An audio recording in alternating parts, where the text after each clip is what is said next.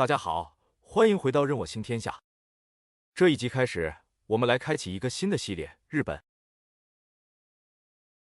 很多人第一次来日本都会选择关西地区，大阪、京都、奈良几乎都是第一次自由行的经典路线。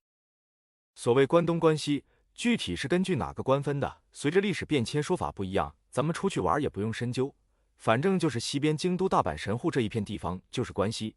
东边东京和周边一大片算关东。这一集我们先来看看大阪。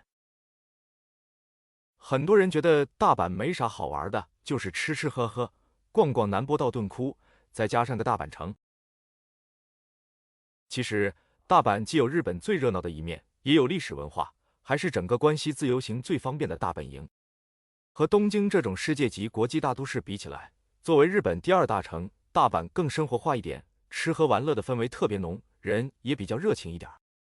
很多日本人说，东京代表日本的现在，京都代表日本的过去，大阪代表日本的人间烟火气。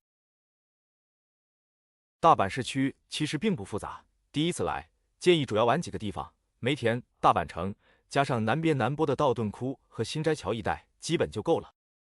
梅田是大阪现代的商务区 ，CBD 各种商场、百货公司、高楼基本都在这里。如果喜欢像我们一样登高看城市天际线，推荐梅田蓝天大厦的空中庭园。这个建筑本身就很特别，圆形的空中庭园展望台把两个大楼在空中连起来。这里和南边的日本第二高楼阿倍野大厦比起来，看城市的层次感更好。来大阪基本都会来打个卡的。到了大阪，大家都会去大阪城看看丰臣秀吉的天守阁。其实天守阁已经是后来20世纪重建的了。但是日本从战国时代到丰臣秀吉统一日本那段故事还是很有意思的，建议大家去之前补习一下这段很精彩的历史，什么织田信长、武田信玄、丰臣秀吉、明智光秀、德川家康，走马灯一样逐鹿天下，知道一点肯定逛得更有意思。现在的大阪城的护城河和石原其实是400多年前德川幕府建的，当年丰臣秀吉在本能寺之变之后接过织田信长的衣钵。第2年修建大阪城之后，7年征战统一日本，走上人生巅峰。可惜丰臣秀吉过世之后，儿子太小，被德川家康渐渐做大。后来攻破大阪城，在丰臣市大阪城的废墟上填土重建了一个更大的大阪城。现在的大阪城还有周边的大阪公园，拍照很不错的。尤其是到了樱花季，是大阪最漂亮的地方之一。接下来就是所有游客都会去的南边南波区的道顿窟和新斋桥了。这个道顿窟是400多年前江户时代挖的一条挺窄的运河，现在附近成了大阪吃吃喝喝、逛逛买买的商业区，一片熙熙攘攘，人间烟火。到这里基本就是打卡一下著名的格力高跑步人灯牌，然后就是逛吃逛吃。如果光是打个卡拍拍照，半个小时应该差不多了。不过这里美食真的很多。喜欢吃海鲜的同学可以试试那个最有名的蟹道乐本店，门口那个会动的巨大螃蟹看板就够看一阵子的了。这附近的和牛铁板烧、河豚料理、拉面店也都错不了。还有各种街头小吃，章鱼烧、大阪烧、串炸，毕竟大阪是个号称天下厨房的地方。再往北走一点就是新斋桥区。新斋桥西边部分有个美国村，混着日本年轻时尚和欧美文化的一片地方，有点像台北的西门町。然后东边一点有个必逛的新斋桥金商店街，600多米长，里面琳琅满目，从大百货公司到服装美食，还有扭蛋潮玩，啥都有，是个体会大阪活人感的好地方。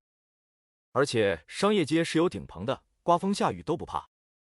其实道顿窟南边也有几条这样的有棚子的商业街，像荣桥金商店街和千日前商店街都差不多。离道顿窟中心区就几十米远，有个小小的法善寺，供的神教不动明王，日本佛教里很有人气的一个护法神。大阪人几百年来每天给佛像浇水祈福，所以明王已经被青苔盖上了。法善寺前面的小街法善寺横丁也是个景点，短短80米的石板小街，两边的红灯笼、木格窗、寿司店和居酒屋，老派大阪的腔调。几百年前，大阪人是去道顿窟看戏，然后到法善寺附近吃饭喝酒的。南波区还有个八坂神社，也是要提一下的。八坂神社在日本很多地方都有，供的是日本神话里天照大神的弟弟宿坚乌尊一家。大阪这个神社最大的特色是一座巨大的狮子头。在日本传统里，狮子是辟邪纳福的，大阪人就用个大狮子头，把祝福就这么直接夸张的给你了。如果时间比较充裕，南波附近还有2个很有大阪特色的地方，一个是黑门市场，距离道顿窟步行大概10分钟。这里以前是大阪厨师采购食材的地方，所以被称为大阪人的厨房。现在虽然游客比较多，但是海鲜、和牛、水果这些摊位还是很适合体验日本市场文化，可以一边逛一边尝尝。另外一个地方是新世界和通天阁，离南波也不远，但和道顿窟完全是2种感觉。新世界是在明治时代以后发展起来的老街区，当年是大阪最繁华的商业娱乐区。这里最有名的地标就是通天阁，这座塔最早是1912年建的，有点山寨巴黎埃菲尔铁塔的设计，不过现在看到的是2战后重建的版本。新世界这一块保留了很多老大阪的味道，街边的小店、复古招牌，当然也有大阪特色美食，都是昭和时代的感觉。这里游客没有道顿窟那么多，本地大阪人也会来逛的。带孩子来玩的同学还可以去看看大阪海游馆和环球影城，肯定都不会失望的。大阪一年4季都可以玩，但是春秋2个季节最好。春天的大阪城樱花盛开，是很多人想象中的日本。秋天天气最舒服，游客也相对少一些。夏天大阪比较热，冬天是吃喝的季节，但少了一些自然景色。行程上第一次来的话，2天差不多了。梅田和大阪城1天，南波道顿窟、新斋桥、通天阁、新世界等等1天。如果去环球影城和海游馆，那就再加1天。大阪市内交通非常方便，地铁4通8达。第一次来可以买一张以扣卡交通卡，在地铁和很多便利店都可以用。如果1天安排景点多，买张大阪周游卡可能会划算。这张卡大阪市内地铁和巴士可以不限次乘坐，还包含很多景点门票，比如大阪城、梅田蓝天大厦展望台、通天阁、道顿窟水上观光船等等。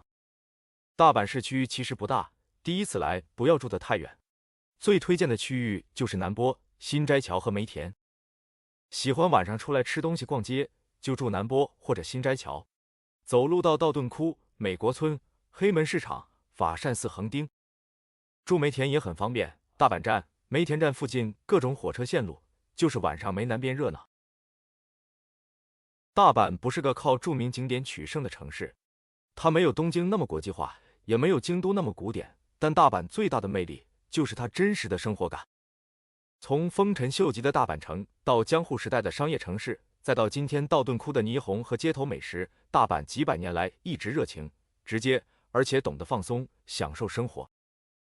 好了，大阪咱们就说到这里了。下一集我们就去很多人心目中日本的旅游胜地京都。多谢大家观看，喜欢的话请点赞、订阅、评论和转发。